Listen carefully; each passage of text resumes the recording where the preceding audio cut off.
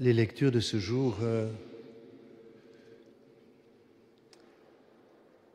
peuvent nous servir de guide pour distinguer trois phases ou trois moments ou trois aspects peut-être, parce qu'ils ne sont pas successifs mais souvent concomitants, trois aspects de la vie chrétienne.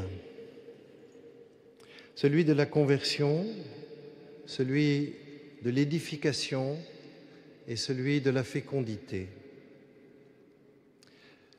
La conversion,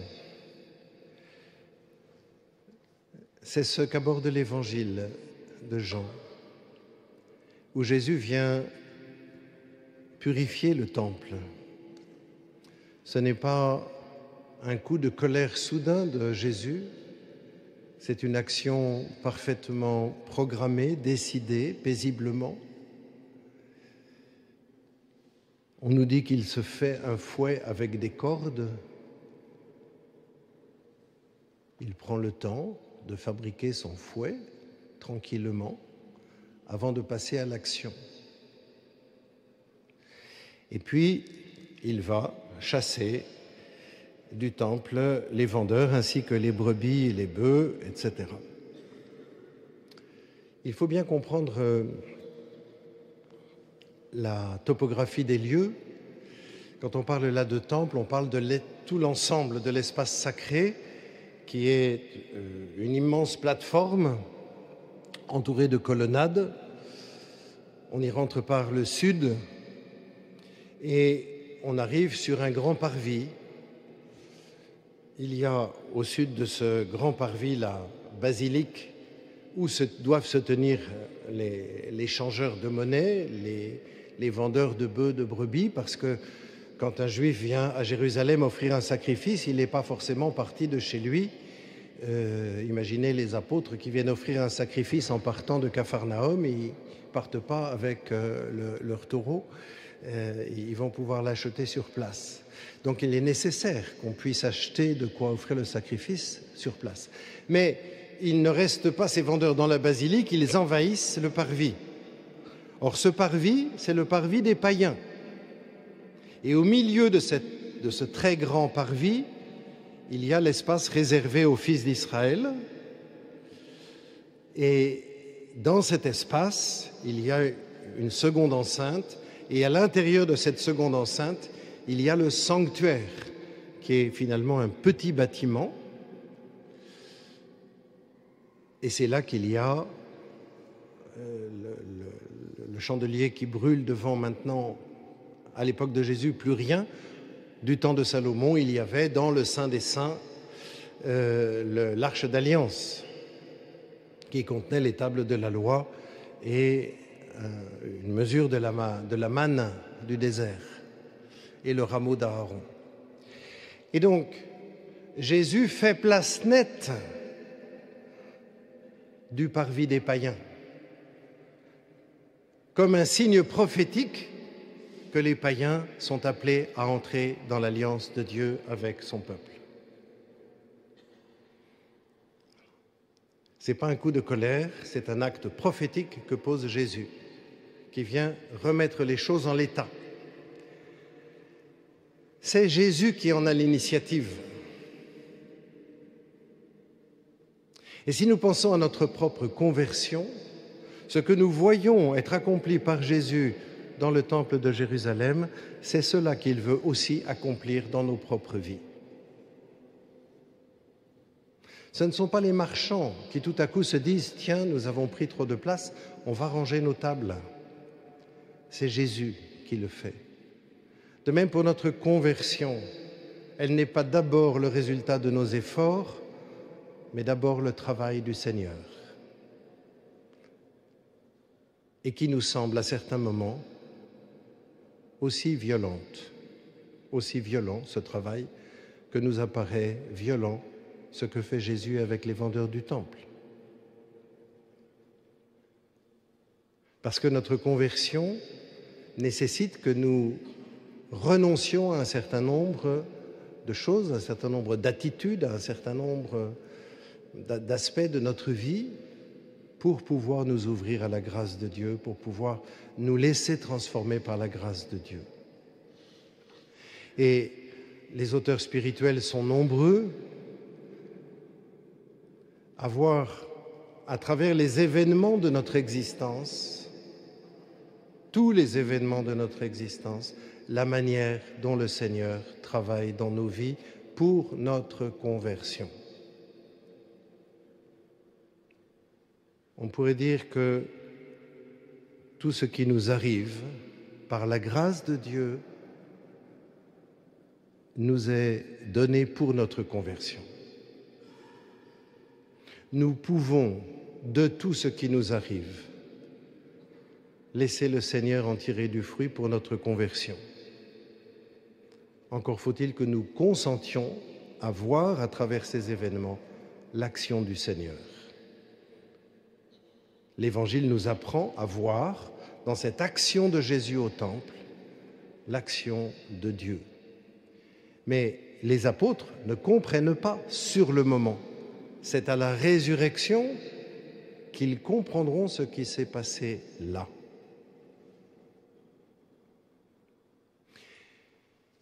Le Seigneur veut faire de nous son temple. C'est pour cela qu'il nous corrige. C'est pour cela qu'il travaille à notre conversion. Saint Paul insistera dans la lettre aux Corinthiens notamment pour nous dire « Ne savez-vous pas que vous êtes un sanctuaire de Dieu et que l'Esprit de Dieu habite en vous ?» C'est le même mot, naon en grec, sanctuaire, c'est le même mot que celui qui désigne le Saint des Saints, ce lieu où réside Dieu dans le temple de Jérusalem. Et un peu plus loin dans la même lettre aux Corinthiens, il nous dit « Ne le savez-vous pas, votre corps est un sanctuaire de l'Esprit Saint. Lui qui est en vous et que vous avez reçu de Dieu, vous ne vous appartenez plus à vous-même, car vous avez été achetés à grand prix. Rendez donc gloire à Dieu dans votre corps. » À travers les événements de notre vie, le Seigneur vient en nous chasser les vendeurs du temple. Et il nous faut apprendre à y consentir. Si nous y consentons, nous pouvons alors travailler à l'édification de notre être chrétien, de notre être d'enfant de Dieu. Et pour cela, ce que Paul dit dans cette lettre aux Corinthiens, vous êtes une maison que Dieu construit. Alors, il ne parle pas de chacun seulement, il parle de l'Église tout entière. Temple de Dieu, édifice spirituel. Vous êtes une maison que Dieu construit. Selon la grâce que Dieu m'a donnée, moi, comme un bon architecte, j'ai posé la pierre de fondation. Un autre construit dessus, mais que chacun prenne garde à la façon dont il contribue à la construction. La pierre de fondation, personne ne peut en poser d'autre que celle qui s'y trouve, Jésus-Christ. Comment construisons-nous notre vie sur Jésus-Christ?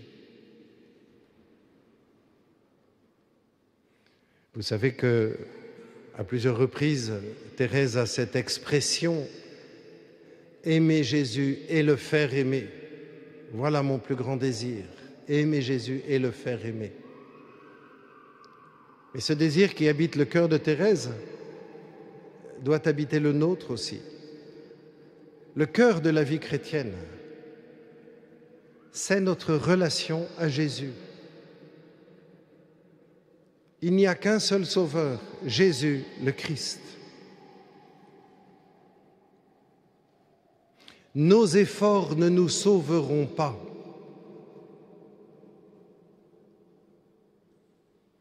Il s'agit d'être sauvé, comme Jésus. Vous vous souvenez, lorsque Jésus est en croix, il y a un des grands prêtres qui dit « Il en a sauvé d'autres et il ne peut même pas se sauver lui-même. » Eh bien non, cher grand prêtre, Jésus ne peut pas se sauver lui-même. parce qu'il vient précisément pour, dans notre humanité, être sauvé. Et c'est le Père qui le sauve de la mort. Et c'est cela que Jésus vient vivre, et c'est cela dans lequel il nous fait entrer, apprendre à nous laisser sauver par l'amour miséricordieux de Dieu.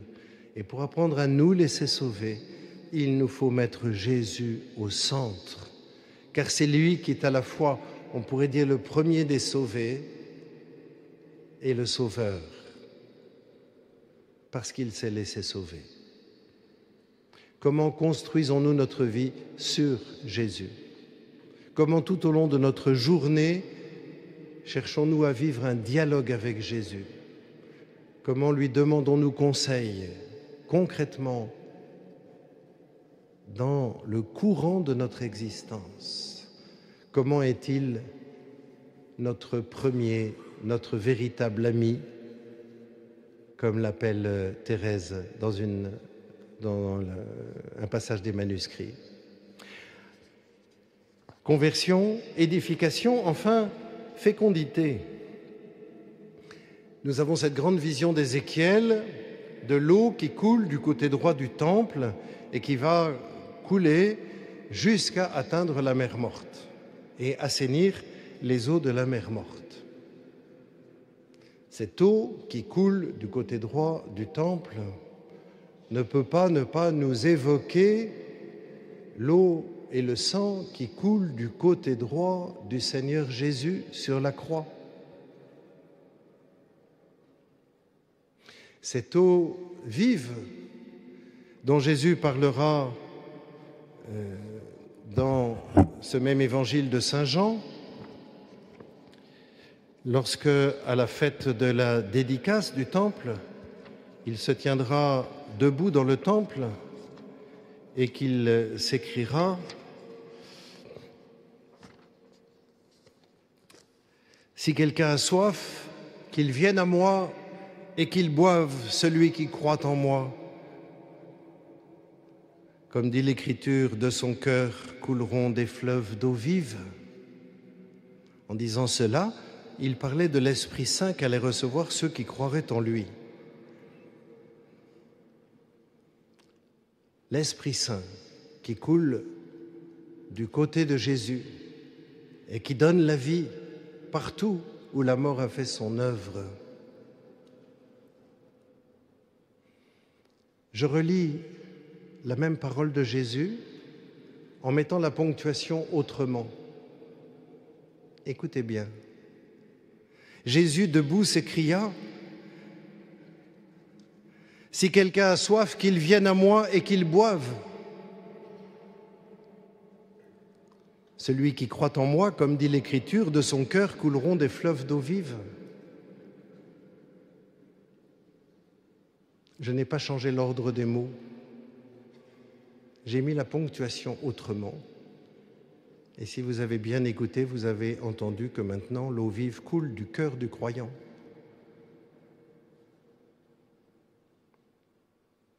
Je relis les deux versions. Jésus debout s'écria « Si quelqu'un a soif, qu'il vienne à moi et qu'il boive, celui qui croit en moi, comme dit l'Écriture. » Pardon. « Si quelqu'un a soif, qu'il vienne à moi et qu'il boive, celui qui croit en moi. » Commentaire de l'Évangile. Comme dit l'Écriture, de son cœur couleront des fleuves d'eau vive. Du cœur de Jésus. Deuxième version. Jésus debout s'écria « Si quelqu'un a soif, qu'il vienne à moi et qu'il boive. Celui qui croit en moi, comme dit l'Écriture, de son sein couleront des fleuves d'eau vive. » C'est du cœur du croyant. Et il ne faut pas choisir une des deux versions, même si, en imprimant le livre, nous sommes obligés de choisir. Parce que Jésus nous donne de participer à son être. Nous sommes, par le baptême, membres du corps du Christ. Et si de son corps jaillit l'eau vive, alors cette eau vive doit aussi jaillir de notre corps, puisque nous sommes membres de son corps. Si nous nous laissons convertir par le Seigneur, si nous acceptons qu'il prenne son fouet à certains moments pour chasser les vendeurs du temple qui empêchent en notre cœur le vrai culte de se dérouler, c'est-à-dire la louange, l'adoration qui débouche sur la charité concrète pour le prochain. Si nous acceptons que le Seigneur nous transforme ainsi, si avec lui, ou plutôt par lui, avec lui et en lui, nous construisons notre vie, alors de notre cœur aussi l'Esprit Saint jaillira, parce que Jésus sera réellement présent en nous et qu'il fera jaillir son Esprit Saint par notre cœur, et nos vies seront fécondes. Et c'est cela qui évangélisera le monde, car l'Esprit Saint qui sort de notre cœur n'est rien d'autre que la charité concrètement vécue. Tout cela est sans cesse nourri par l'Eucharistie. Je termine avec 2 citations de Thérèse dans le Manuscria. Elle dit à un moment à propos de Jésus présent au tabernacle, dans le Saint-Sacrement, elle dit « Ce n'est pas pour rester dans le ciboire d'or que Jésus descend chaque jour du ciel, c'est afin de trouver un autre ciel qui lui est infiniment plus cher que le premier, le ciel de notre âme, fait à son image, le temple vivant de l'adorable Trinité. » Mon frère, ma sœur, tu es un temple vivant de l'adorable Trinité. Et puis, lorsqu'elle raconte son voyage en Italie, à propos de Notre-Dame de Lorette, où il y aurait la maison de la Vierge, où aurait vécu Jésus, elle dit que ces souvenirs sont ravissants, mais notre plus grande consolation fut de recevoir Jésus lui-même dans sa maison et d'être son temple vivant au lieu même qu'il avait honoré de sa présence. Oui, frères et sœurs, en célébrant la dédicace de la basilique du Saint-Sauveur du Latran, renouvelons la conscience que l'Esprit Saint suscite en nous, que nous sommes réellement enfants de Dieu, habités par l'Esprit Saint, que le Seigneur a fait de nous le temple de l'adorable Trinité et qu'il veut que de nos cœurs jaillisse l'eau vive de l'amour miséricordieux de Dieu pour que le monde soit sauvé. Amen.